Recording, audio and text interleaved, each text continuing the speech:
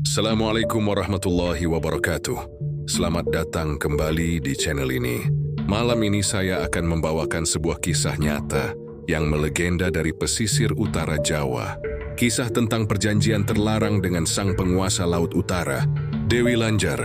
Di balik tenangnya ombak pantai Selamaran, tersimpan cerita kelam tentang seorang pembatik dari Pekalongan yang tergoda oleh janji kekayaan tanpa batas. Dia menggoreskan malam pada kainnya, tapi yang lahir bukan sekadar motif indah, melainkan kutukan yang hidup dan bernafas. Malam itu ombak tidak hanya membawa angin, tapi juga arwah yang menuntut janji lama. Jadi duduklah dengan tenang, matikan lampu, dan dengarkan baik-baik karena inilah kisah pesugihan Dewi Lanjar di Pekalongan. Angin utara selalu membawa aroma asin yang aneh, seolah ada sesuatu dari laut yang ikut berhembus bersama udara malam. Bagi Rendra, bau itu bukan sekadar tanda ombak sedang pasang. Ada sesuatu di baliknya, sesuatu yang seakan memanggilnya kembali ke masa lalu. Setelah bertahun-tahun hidup di kota, berjuang sebagai pengusaha batik yang gagal, Rendra akhirnya pulang ke kampung halamannya di Pekalongan.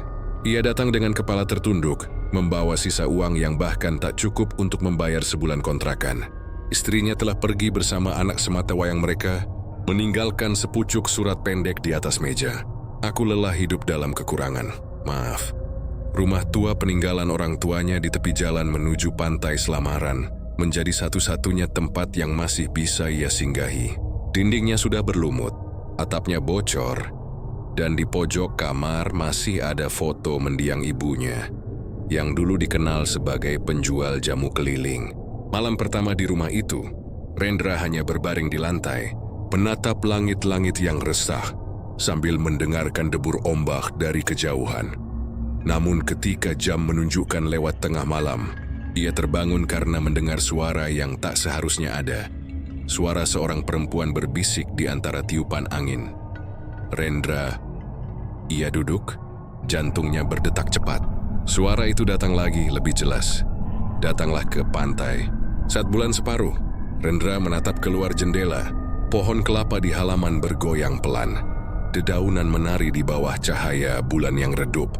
Tak ada siapa pun di luar. Tapi suara itu terdengar seolah berasal dari arah laut. Dalam beberapa detik, rasa takut bercampur penasaran menyesaki dadanya. Ia mencoba mengabaikannya.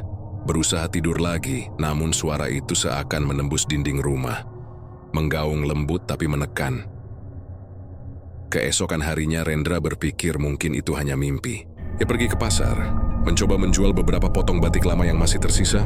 Tapi hari itu tak ada satu pun pembeli. Bahkan seorang pedagang lain sempat mengejek.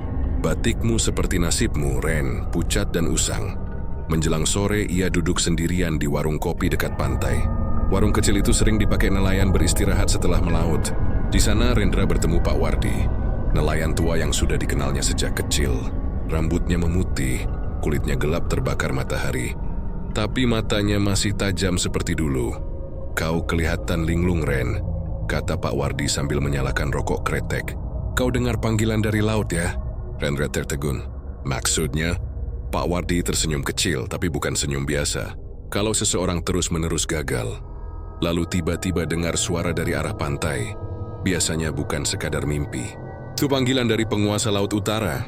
Rendra tertawa kikuk, mencoba menepis rasa takut. Kau bicara soal apa, Pak? Hantu? Bukan hantu, jawab Pak Wardi pelan. Dewi Lanjar. Nama itu menggantung di udara. Rendra merasa bulu kuduknya berdiri. Ia pernah mendengar legenda itu ketika masih kecil, tentang sosok perempuan cantik berambut panjang yang menjaga Laut Utara Pekalongan, penguasa ombak dan angin yang tak terlihat. Katanya dulu dia manusia, lanjut Pak Wardi. Janda muda yang hidupnya hancur karena kehilangan suami. Ia bertapa di tepi pantai sampai akhirnya diangkat jadi penunggu Laut Utara. Orang yang nekat memanggil namanya bisa diberi rezeki, tapi tak pernah gratis. Rendra menelan ludah. Dan kalau suara itu datang sendiri? Pak Wardi menatapnya tajam. Maka kau harus menjauh dari laut. Kalau tidak, kau bisa jadi bagian dari pengikutnya. Malamnya Rendra kembali ke rumah. Ia mencoba menenangkan diri dengan menulis rencana baru di selembar kertas. Membuka kembali usaha batik kecil, mungkin dengan modal pinjaman. Tapi saat sedang menulis, tinta penanya menetes. membentuk pola aneh seperti gelombang laut di kertas. Tiba-tiba dari luar terdengar suara seperti air menetes padahal tak sedang hujan. Ia menatap ke lantai dan melihat genangan kecil muncul dari bawah pintu depan. Air itu berbau asin seperti air laut. Rendra membuka pintu. Tak ada siapapun.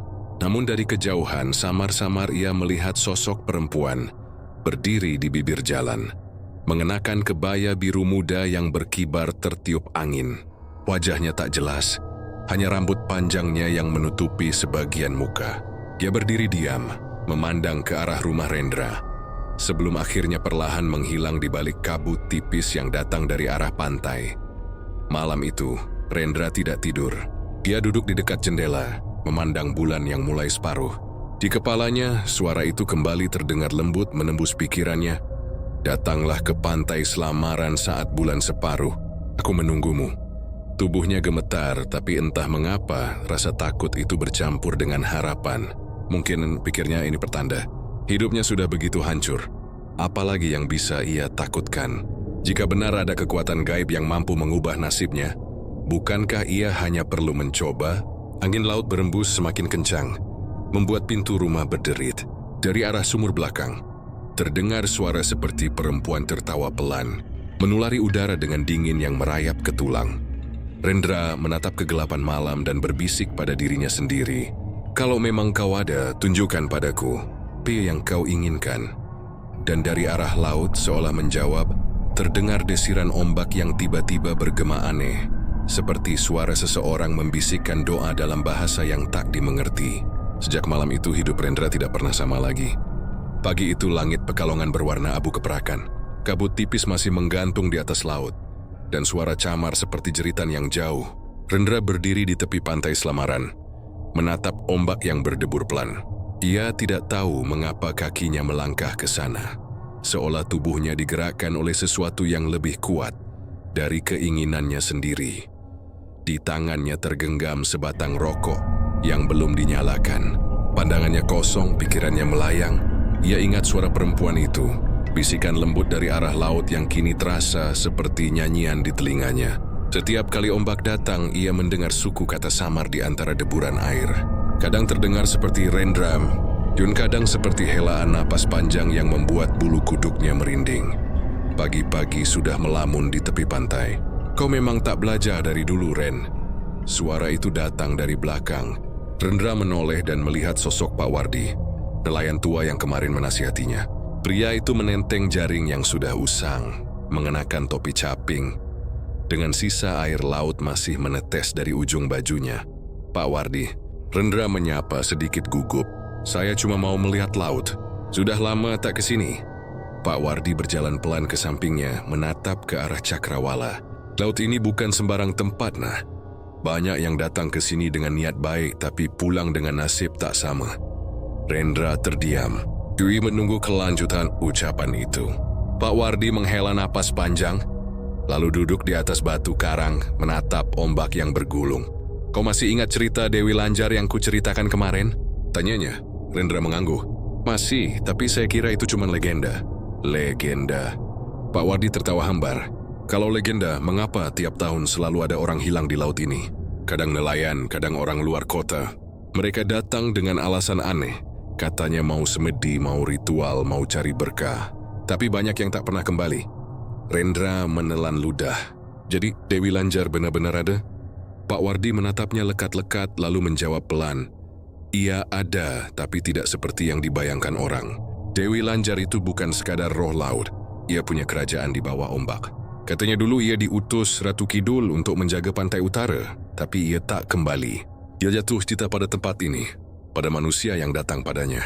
Dan sejak itu, ia menerima siapapun yang mau menjadi pengikutnya. Dengan syarat. Syarat?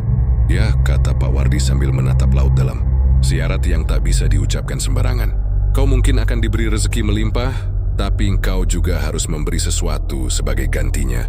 Tidak ada yang gratis di dunia gaib, nah. Kau kira kenapa para orang tua dulu melarang anak muda duduk di pantai saat malam Jumat Kliwon? Rendra menunduk. Angin menerpa wajahnya, membawa aroma asin dan samar-samar wangi bunga melati. Hidungnya tergerak dan untuk sesaat ia seperti mencium aroma tubuh perempuan yang pernah dekat dengannya dulu. lembut tapi menggoda. Ia cepat menoleh, tapi tak ada siapapun di sekitarnya. Pak Wardi melanjutkan, "Ada kisah lama, Ren. Dulu seorang pedagang batik dari Batang datang ke sini. Ia beruang besar, usahanya bangkrut. Dalam keputusasaan ia bersemedi di pantai ini. Katanya ia didatangi perempuan berwajah pucat mengenakan kebaya biru. Perempuan itu menawarkan kekayaan asal ia mau menerima tamu dari laut setiap bulan purnama. Pedagang itu setuju. Beberapa bulan kemudian ia kaya mendadak.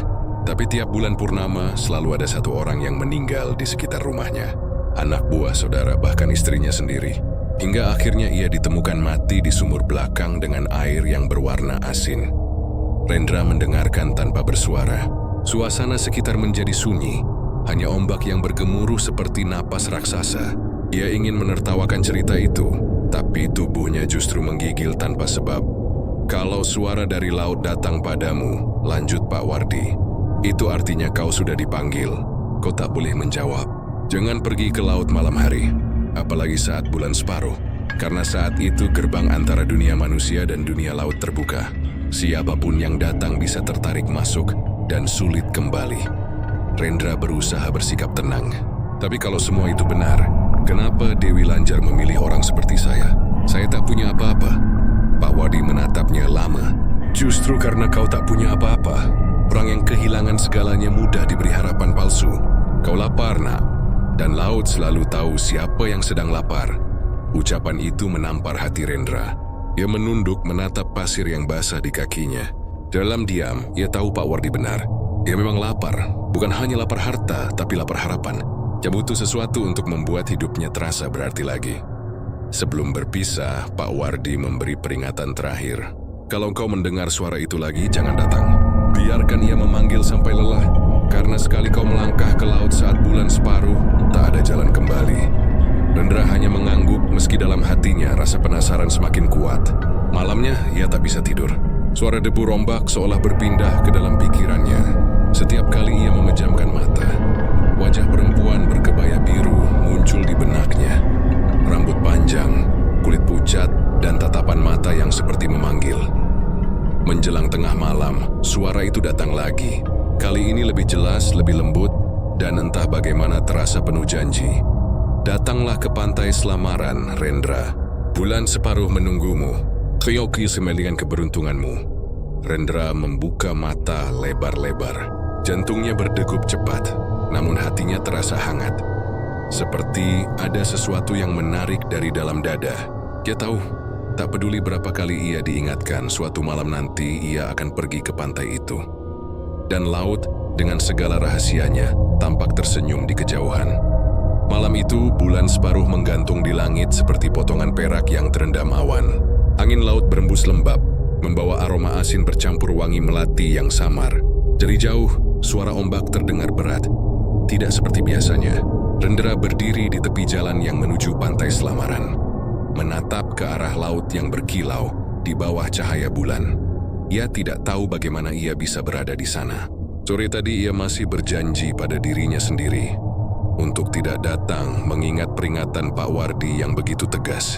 Tapi saat malam tiba, ada bisikan halus di telinganya.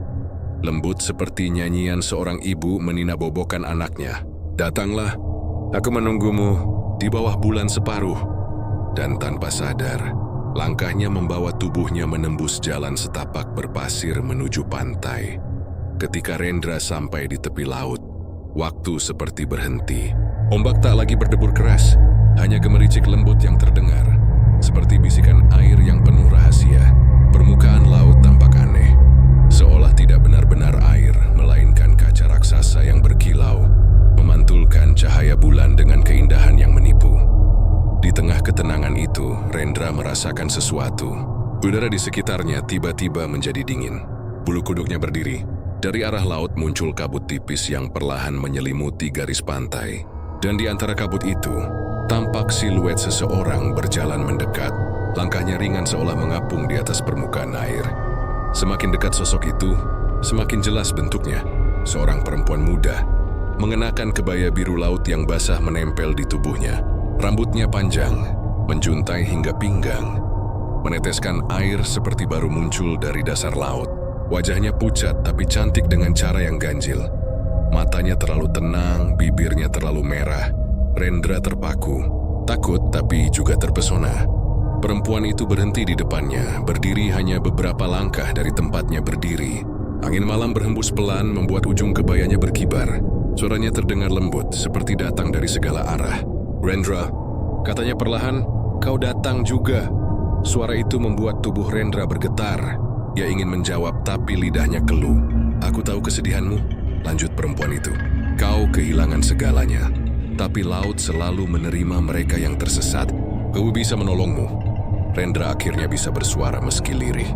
"Kau siapa?" Perempuan itu tersenyum samar, tapi senyum itu tidak membuatnya lega. Justru terasa terlalu tenang, terlalu dingin. "Mereka memanggilku banyak nama," ujarnya. "Tapi di tanah ini mereka menyebutku Dewi Lanjar." Rendra terdiam, jantungnya berdegup keras. Nama itu, yang dulu hanya jadi cerita nelayan tua, kini berdiri di hadapannya. Ia ingin lari, tapi tubuhnya seolah tertahan oleh pandangan mata sang Dewi. "Aku tahu apa yang kau inginkan," kata Dewi Lanjar. Suaranya semakin lembut. "Kau ingin rezeki, kau ingin kehidupanmu kembali seperti dulu. Aku bisa memberikannya." Rendra menelan ludah. "Tapi, dengan apa?"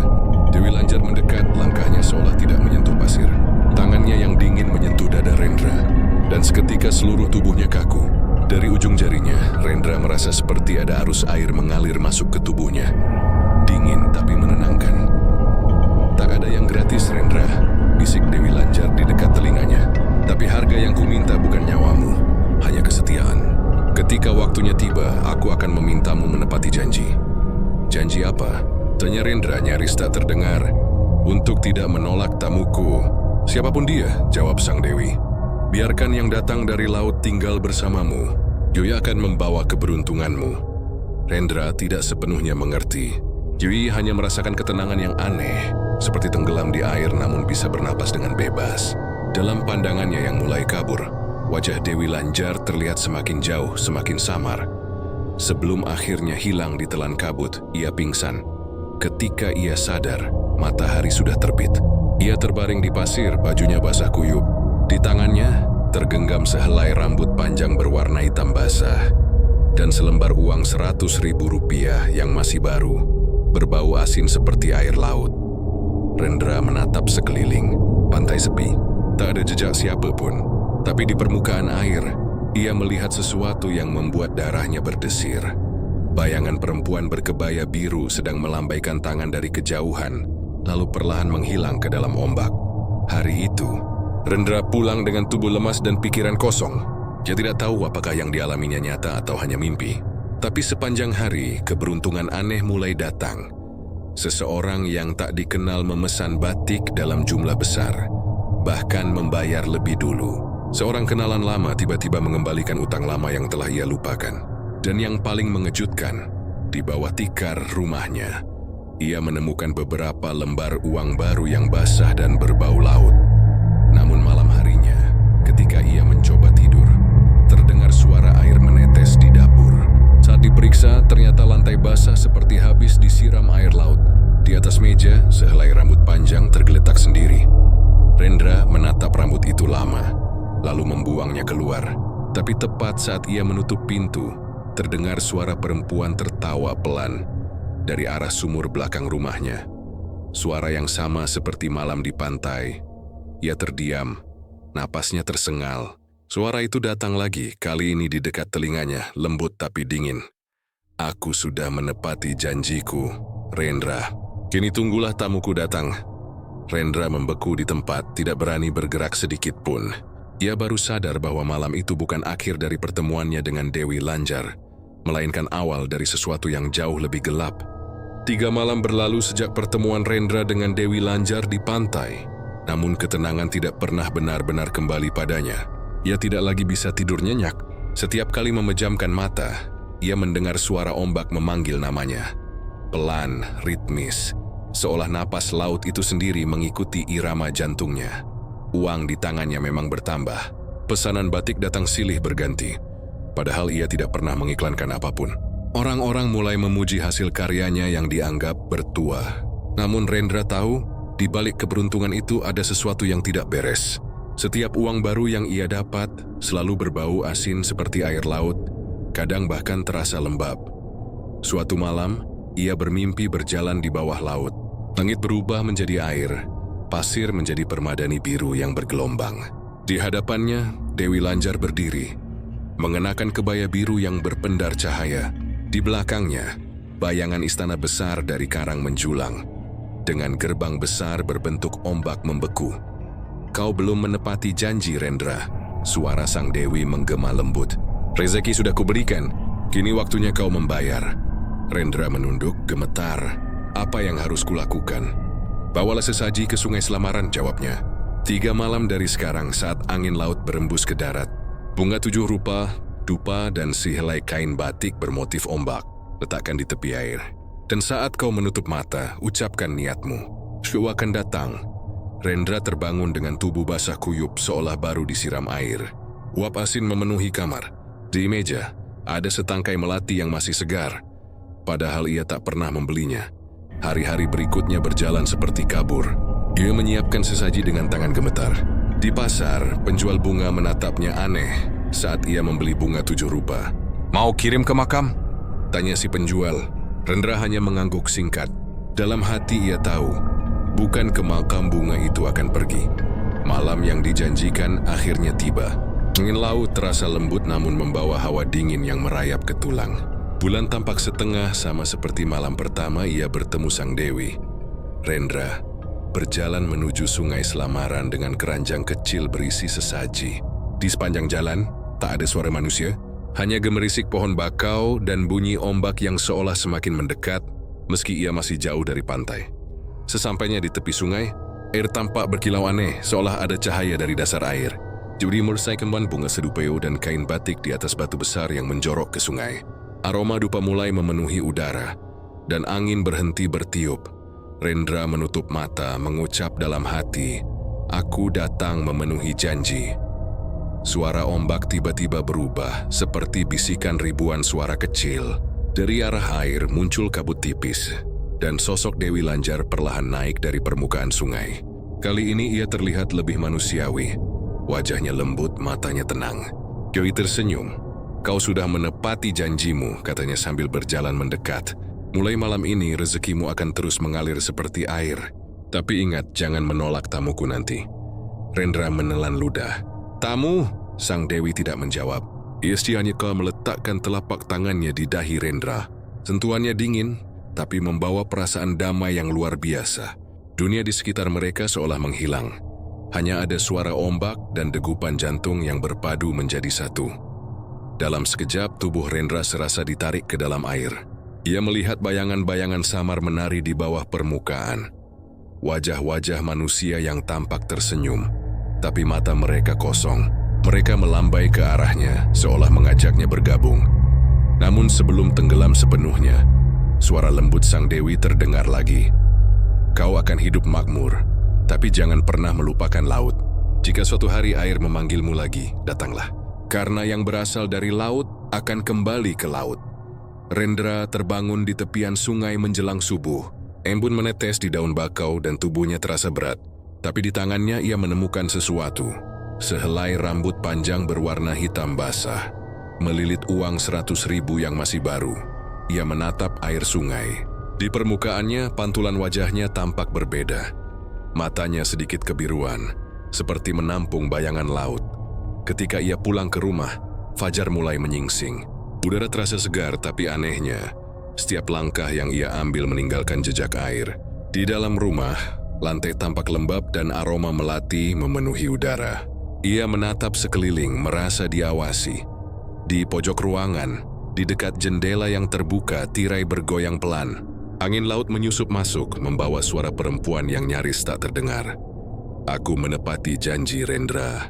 Kini giliranmu menjaga tamuku. Jangan takut, ia akan membawa keberuntungan." Rendra memejamkan mata, dada berdebar.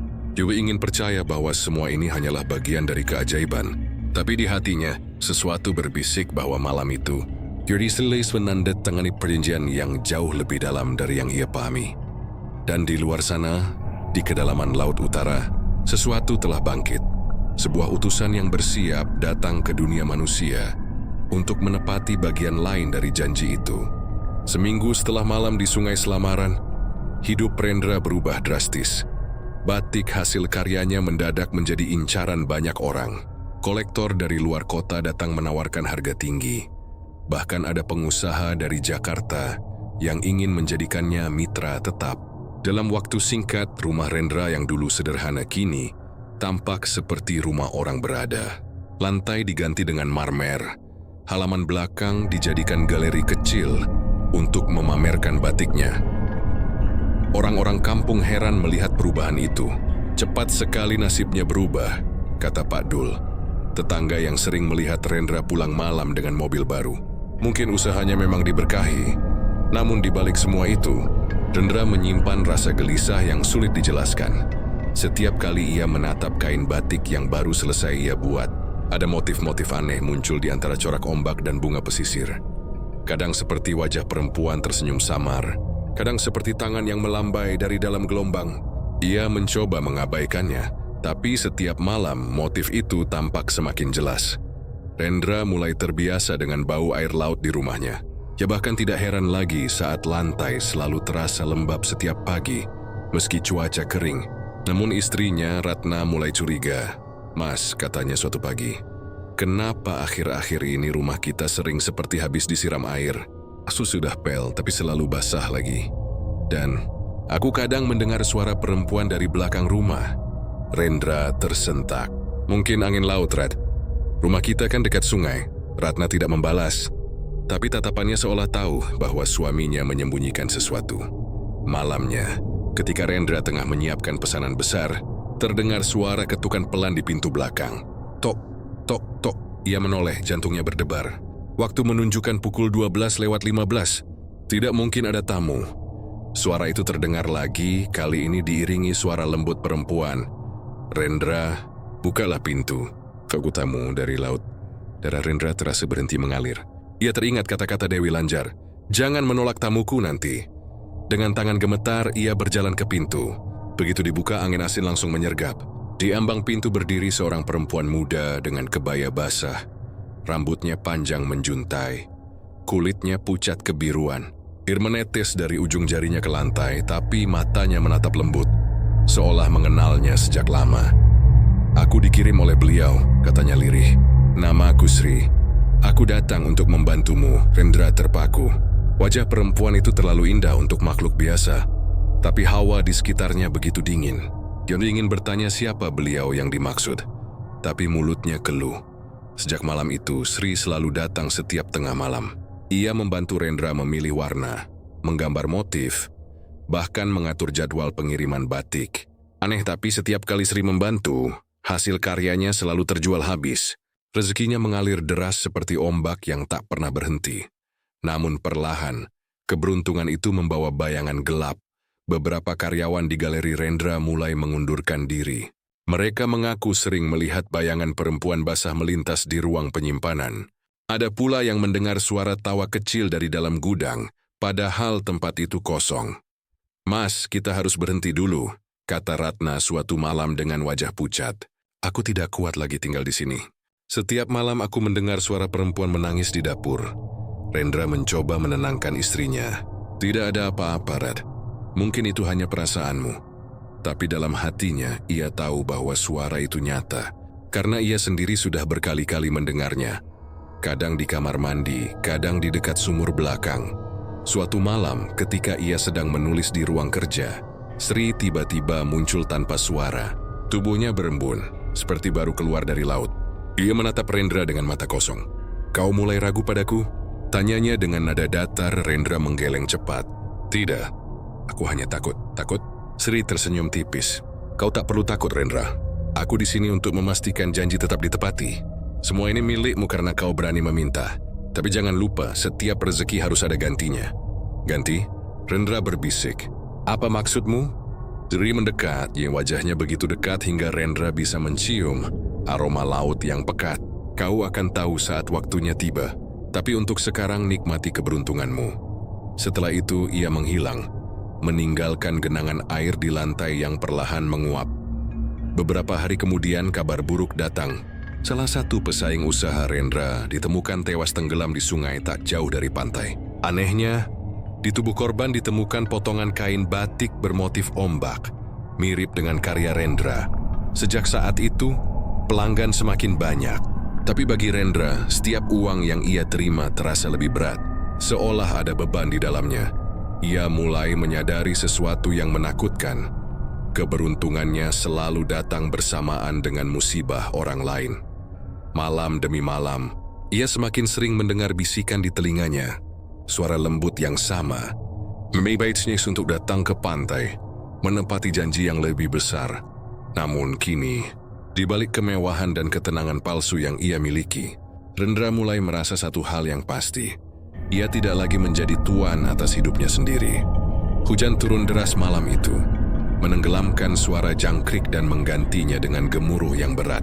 Rendra duduk di ruang tamu sendirian, menatap genangan air yang merembes masuk lewat celah bawah pintu. Rumahnya kini selalu berbau laut, meski jaraknya puluhan kilometer dari pantai. Di meja depan tumpukan uang berserakan, hasil penjualan batik yang luar biasa. Namun entah kenapa setiap lembar uang itu tampak lembab dan dingin. Dia mencoba mengeringkannya di depan kipas angin, tapi aroma asin itu tak pernah hilang. Ratna sudah beberapa hari tidak berbicara banyak. Wajahnya pucat, matanya sembab. Ia jarang tidur, dan kalaupun terpejam sering menjerit di tengah malam. "Mas, ada yang berdiri di depan kamar," katanya suatu malam. "Perempuan." Rambutnya basah, matanya kosong. Rendra hanya bisa memeluknya. Ia tahu siapa yang dimaksud Ratna, tapi lidahnya keluh. Malam itu, tepat ketika jam menunjukkan pukul 12, suara ketukan pelan terdengar lagi. Tok, tok, tok. Suara itu datang dari arah belakang, diikuti dengan bisikan lembut. "Rendra, waktunya hampir tiba." Rendra terdiam. Keringat dingin mengalir di pelipisnya meski udara begitu sejuk. Dia tahu, sudah lama ia menunda sesuatu. Dan sekarang, utang itu datang menagih. Ia melangkah keluar menembus hujan. Di halaman belakang, kabut tebal menyelimuti pepohonan. Di tengah kabut itu berdiri Sri, perempuan laut yang selalu muncul tanpa suara. Rambutnya menempel di wajah, matanya memantulkan cahaya kehijauan. "Rendra," ucapnya lirih. Beliau menunggu. "Waktumu sudah dekat." Rendra menatapnya dengan mata nanar. "Aku sudah melakukan semua yang dia minta. Aku membawa sesaji, aku menepati janji. Apalagi yang harus kubayar?" Sri mendekat menatapnya dalam. "Kau hidup di darat, tapi rezekimu datang dari laut. Keseimbangan harus dijaga. Yang dari laut akan mengambil sesuatu dari daratan." Rendra mundur selangkah. "Maksudmu, tumbal?" Sri tersenyum samar. "Jangan menyebutnya begitu. Ini bukan pengorbanan tapi penyeimbang. Satu jiwa agar arus tetap mengalir." Suara hujan semakin deras. Petir menyambar di kejauhan. Rendra merasakan darahnya berdesir cepat. Ia ingin menolak, tapi di kepalanya muncul suara lain. Lebih dalam, lebih berkuasa, seperti gema dari dasar laut. "Kau sudah menerima. Sekarang berikan kembali." Tiba-tiba angin berhembus kencang. Pintu belakang terbuka lebar. Dari dalam rumah, Ratna muncul, wajahnya panik. "Mas, dengan siapa kau bicara?" Rendra berbalik, tapi Sri sudah menghilang. Hanya genangan air yang tersisa di tanah tempatnya berdiri. Ratna mendekat dengan mata ketakutan. "Mas, aku bermimpi. Ada perempuan yang memanggil namamu di dalam air. Dia bilang kau miliknya." Rendra membeku. Ia menggenggam tangan istrinya erat, tapi kulit Ratna terasa dingin. Terlalu dingin untuk manusia hidup. Ia menatap wajah Ratna dan sekejap mata, Jody melihat bayangan lain menumpuk di atas wajah itu. Wajah Sri tersenyum dalam diam. Keesokan paginya, Ratna menghilang. Pintu rumah terbuka, lantai basah, dan di meja ruang makan ada sehelai rambut panjang yang masih meneteskan air. Polisi datang, warga membantu mencari, tapi tak seorang pun menemukan jejaknya. Satu-satunya petunjuk hanyalah sandal Ratna yang tersangkut di tepi sungai. Rendra menangis, tapi air matanya seolah tak berarti. Di dalam hatinya ia tahu apa yang sebenarnya terjadi. Ratna telah menjadi penyeimbang. Hari-hari berikutnya berjalan seperti kabus. Usaha batiknya makin sukses, tapi Rendra tak lagi merasakan kebahagiaan. Orang-orang memujinya sebagai pengusaha muda paling berpengaruh di Pekalongan. Namun setiap kali ia menatap hasil karyanya, motif-motifnya semakin menyeramkan. ombak hitam yang menggulung, wajah perempuan yang tertawa di antara karang, dan bayangan seseorang yang tenggelam. Suatu malam ia kembali mendengar suara itu. Suara Dewi Lanjar sendiri. Kau sudah membayar satu, tapi arus tak akan berhenti hanya dengan satu jiwa. Rendra, laut selalu menuntut keseimbangan. Jika kau ingin terus makmur, kau tahu apa yang harus dilakukan. Rendra menutup telinganya, berteriak sekuat tenaga. Ia berlari keluar rumah, menuju sungai tempat semuanya dimulai. Airnya berkilau di bawah cahaya bulan tenang tapi dalam. Cukup, jeritnya. Aku tidak mau lagi. Ambil semua rezeki ini tapi kembalikan Ratna. Namun suara itu tidak menjawab. Hanya ombak kecil yang berdebur lembut ke tepian, membawa aroma bunga melati yang familiar. Tiba-tiba dari permukaan air muncul selembar kain batik bermotif ombak. Di tengah kain itu tergambar jelas wajah Ratna, tersenyum dengan mata terpejam, seolah tidur dalam damai. Rendra jatuh berlutut. Dia memeluk kain itu erat, menangis hingga suaranya habis. Tapi di telinganya suara sang Dewi terdengar kembali, pelan dan dingin. Yang dari laut akan kembali ke laut. Kau hanya perantara, Rendra. Belum selesai. Ketika fajar datang, orang-orang menemukannya duduk diam di tepi sungai, memeluk kain batik basah. Matanya kosong menatap air, dan di sekitarnya ada jejak kaki kecil menuju arah sungai. Jejak yang berhenti di tepi, lalu hilang di dalam air. Sejak kepergian Ratna, hidup Rendra tak pernah sama lagi. Rumahnya yang dulu ramai kini seperti makam, dingin, lembab, dan penuh bayangan. Bau melati selalu tercium dari setiap sudut, seolah arwah Ratna masih berputar di sana, menangis tanpa suara. Hari-harinya ia habiskan di galeri batik, menatap karya-karyanya yang kini terasa seperti kutukan. Setiap helai kain menampilkan motif yang berbeda, tapi semuanya memiliki satu kesamaan. Wajah perempuan, kadang mirip Ratna, kadang Sri, kadang sosok asing yang muncul dari ombak. Rendra mulai jarang keluar rumah. Ia menolak pesanan besar, menutup diri dari wartawan yang ingin meliput kesuksesannya. Kini ia tahu, di balik semua kemewahan itu, ada sesuatu yang menunggu di laut, sesuatu yang belum puas. Namun, dunia manusia tetap berjalan. Dan di luar sana, kabar aneh mulai menyebar. Beberapa pedagang batik yang pernah bersaing dengan Rendra ditemukan tewas secara misterius. Demi yang tenggelam di kali, dan yang terseret ombak di pantai meski mereka tidak pernah ke sana. Warga mulai berbisik, itu kutukan pesugihan Rendra. Dewi Lanjar sedang menagih. Rendra mencoba menolak kenyataan itu, tapi setiap malam mimpi buruk menjeratnya. Ia bermimpi melihat Ratna berjalan di tepi laut, memakai kebaya putih yang basah, wajahnya tanpa ekspresi. Ia memanggil, "Mas, ikutlah. Laut belum selesai dengan kita." Ketika Rendra terbangun, air asin mengalir dari sudut matanya. Suatu sore ia didatangi oleh seorang kiai tua bernama Kiai Sam'an yang mendengar kabar keanehan di rumahnya.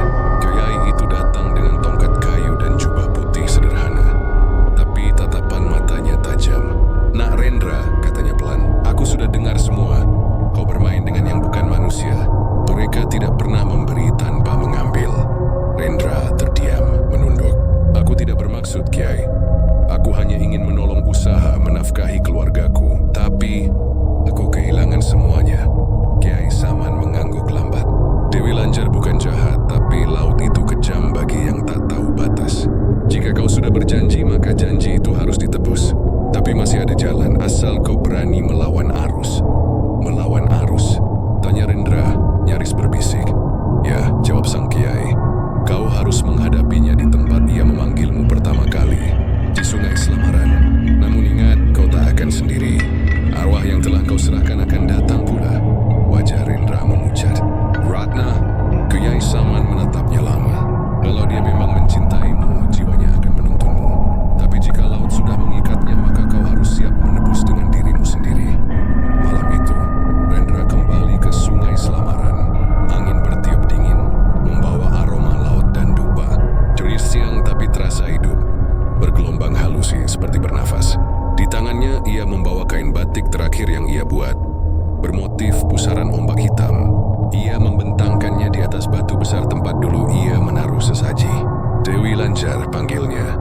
"Aku datang bukan untuk meminta, tapi untuk mengakhiri." Suara angin berhenti. Permukaan air mulai beriak. Dari dalamnya muncul kabut biru kehijauan. Lalu sosok Dewi Lanjar perlahan naik. Wajahnya tetap cantik, namun matanya kini tampak kejam, dingin seperti laut tanpa dasar. Rendra, suaranya bergema. Mengapa kau menolak anugerahmu? Kau diberi kemakmuran, tapi kau justru meratapinya. Rendra bergetar, tapi tetap berdiri.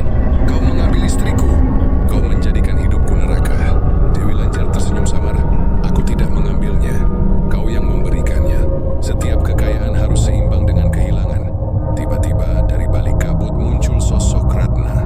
Tubuhnya basah, kulitnya pucat, namun wajahnya damai. Mas, sudah cukup, katanya lirih. Jangan melawan. Aku sudah tenang di bawah sana. Rendra meneteskan air mata. Dirisi isi miliknya. Tapi ketika mendekat, tubuh Ratna berubah menjadi air. Menciprat ke wajahnya lalu mengalir ke sungai. Kiai Sam'an yang berdiri tak jauh dari situ segera melantunkan doa. Suaranya berat dan menggema. Air sungai bergolak, angin berputar, dan dari dalam pusaran muncul ratusan wajah samar. Jiwa-jiwa yang pernah menjadi tumbal pesugihan. Mereka menatap Rendra dengan mata kosong, seolah menagih sesuatu. Dewi Lanjar mengangkat tangannya, ombak kecil muncul di udara, melingkari Rendra. Kau bisa bebas, Rendra, tapi bayar dengan satu hal. Lepaskan jiwamu untuk menyeimbangkan laut. Namun sebelum ia sempat menjawab, suara doa Kiai Sam'an semakin keras. Pusaran air pecah dan sinar putih melesat dari tongkatnya. Sosok Dewi Lanjar berteriak marah. Air di sekeliling mereka mendidih. Ratna muncul sekali lagi, kini tersenyum dengan air mata di pipi. Mas, biarkan aku pergi. Cintamu sudah cukup menebusku. Rendra menjerit, tidak. Ku akan ikut denganmu. Tapi cahaya itu menelan segalanya. Ketika pagi datang, warga menemukan Rendra terbaring di tepi sungai. Tubuhnya kaku, tapi wajahnya tersenyum damai.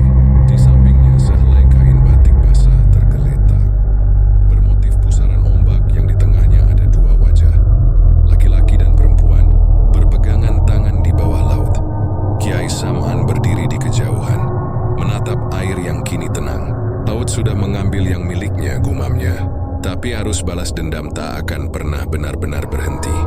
Angin laut berembus lembut, membawa suara samar dari kejauhan. Suara perempuan yang tertawa pelan di antara deburan ombak. Beberapa bulan setelah kematian Rendra, nama dan kisahnya berubah menjadi legenda di Pekalongan. Orang-orang masih memperbincangkan rumahnya yang kini kosong di tepi sungai Selamaran. Rumah itu disebut-sebut berhantu, karena setiap malam terdengar suara gamelan halus dari dalamnya, diiringi aroma melati dan gemerisik ombak. Tetapi satu hal yang paling membuat warga takut bukan rumahnya, melainkan kain terakhir yang ia buat sebelum meninggal. Batik ombak hitam kain itu ditemukan di samping jenazahnya, masih basah, dengan motif pusaran air yang nyaris hidup. Warga yang melihatnya mengatakan, bila kain itu diterawang di bawah cahaya bulan, tampak dua wajah di tengah pusaran. Seorang laki-laki dan perempuan berpegangan tangan di bawah laut. Kiai Sam'an yang menangani pemakaman Rendra sempat ingin membakar kain itu, tapi setiap kali api mendekat, nyala obor justru padam sendiri, seolah ada kekuatan yang menolak. Akhirnya kain tersebut disimpan di dalam peti kayu dan dikunci di gudang pesantren agar tak menimbulkan fitnah. Namun rahasia tidak pernah bisa benar-benar disembunyikan. Beberapa tahun kemudian, seorang kolektor batik muda bernama Bagas mendengar cerita tentang batik ombak hitam. Ia datang dari Jakarta dengan ambisi besar untuk menemukan kain legendaris itu. Kalau benar adanya, katanya kepada penjaga pesantren, kain itu akan menjadi karya paling bersejarah dari Pekalongan. Kiai tidak berniat menodai, hanya ingin melestarikan. Kiai Sam'an sudah lama wafat dan generasi penerus pesantren tidak tahu banyak tentang kisah Rendra. Maka mereka dengan sedikit ragu mengizinkan Bagas melihat peti itu. Begitu peti dibuka, udara di sekitar ruangan berubah dingin. Kain batik yang diselimuti kain putih itu masih tampak utuh. Warnanya tidak pudar sedikit pun, malah berkilau samar. Bagas menatapnya lama terpukau. Indah sekali. Masalah hidup, gumamnya. Penjaga pesantren menelan ludah. Tapi jangan disentuh, nak. Kiai dulu bilang kain ini membawa arus dari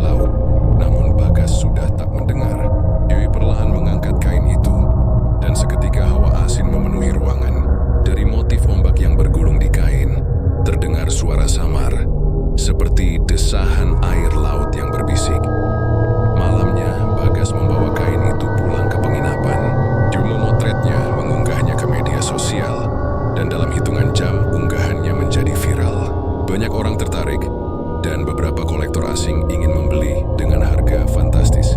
Tapi malam pertama, ia tidur dengan kain itu di kamar. Mimpi buruk datang. Ia bermimpi berada di bawah laut dikelilingi cahaya hijau kebiruan. Di hadapannya dua sosok melayang. Seorang laki-laki dan perempuan berpegangan tangan.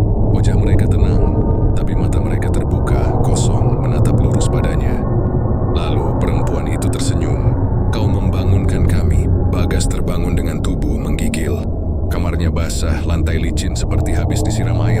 Kain batik itu kini tergeletak di lantai. Dan anehnya, warnanya tampak lebih gelap. Seolah motif ombak di dalamnya sedang bergerak perlahan. Ia mencoba menganggap itu kebetulan. Namun 2 hari kemudian, ia mulai mengalami kejadian ganjil. Setiap kali ia memegang kain itu, suara gemericik air terdengar dari balik tembok. Cermin di kamarnya berembun meski AC mati. Bahkan di bak mandi, muncul gelembung-gelembung kecil seperti ada sesuatu yang bernapas dari dalam air. Bagas mulai takut, tapi keingintahuannya lebih besar. Ia mengunjungi pantai Slamaran, ingin mengembalikan kain itu seperti dalam cerita lama. Saat tiba di tepi laut, angin berhembus kencang. Ombak berdebur tinggi dan langit berubah kelabu. Ia berdiri di sana, menatap kain yang kini terasa berat di tangannya. Tiba-tiba dari arah ombak terdengar suara perempuan yang sama seperti dalam mimpinya. "Kau membawa kami pulang." Seketika kain di tangannya bergetar. Tirlewu naik lebih tinggi, membasahi kaki Bagas. Dalam sekejap, ombak pertama menerjang membuatnya terjatuh. Ketika ia membuka mata, ia melihat sosok perempuan berambut panjang muncul di antara ombak. Berkebaya biru, tersenyum lembut. Di sampingnya, sosok Rendra berdiri diam. Matanya menatap Bagas dengan pandangan kosong. "Arus tak boleh berhenti," kata perempuan itu lirih.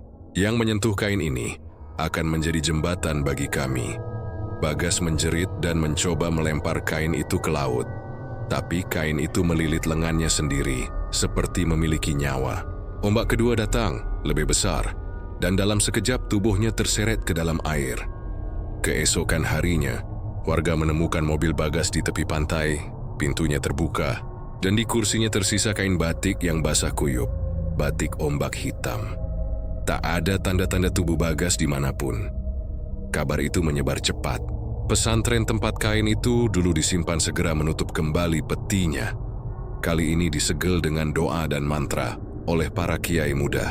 Mereka memutuskan untuk mengubur peti itu di bawah masjid lama, agar tak pernah lagi disentuh manusia. Namun sejak malam itu, setiap kali bulan purnama tiba, ombak di pantai Slamaran terlihat berputar aneh, seperti membentuk pusaran besar, dan bila diperhatikan dengan saksama, di tengah pusaran itu tampak 2 bayangan samar. Seorang laki-laki dan perempuan berpegangan tangan, seolah menjaga sesuatu di bawah sana. Kain itu mungkin telah terkubur, tapi arus laut menyimpan segalanya. Karena kutukan di kain ombak bukan sekadar kisah tentang keserakahan, melainkan tentang janji yang tak bisa dibatalkan. Janji antara manusia dan laut.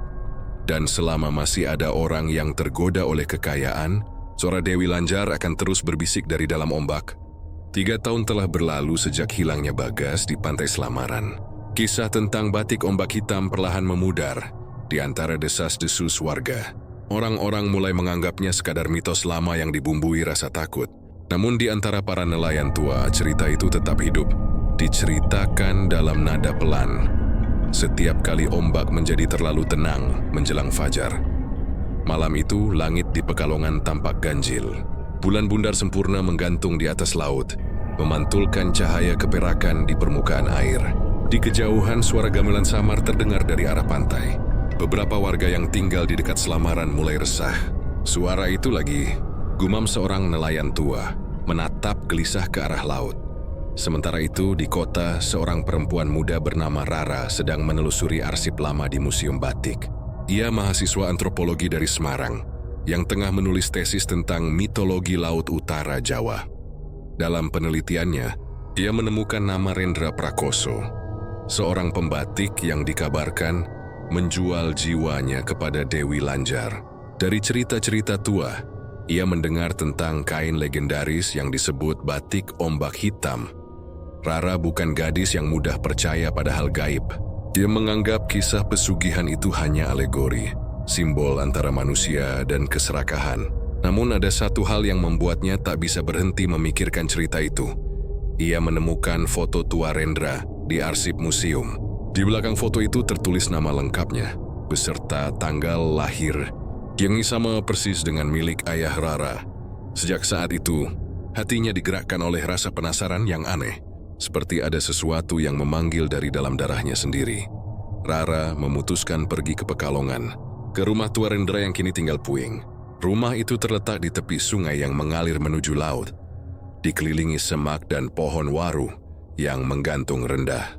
Udara di sekitarnya lembab, berbau asin dan tanah basah saat ia melangkah masuk lantai kayu berderit.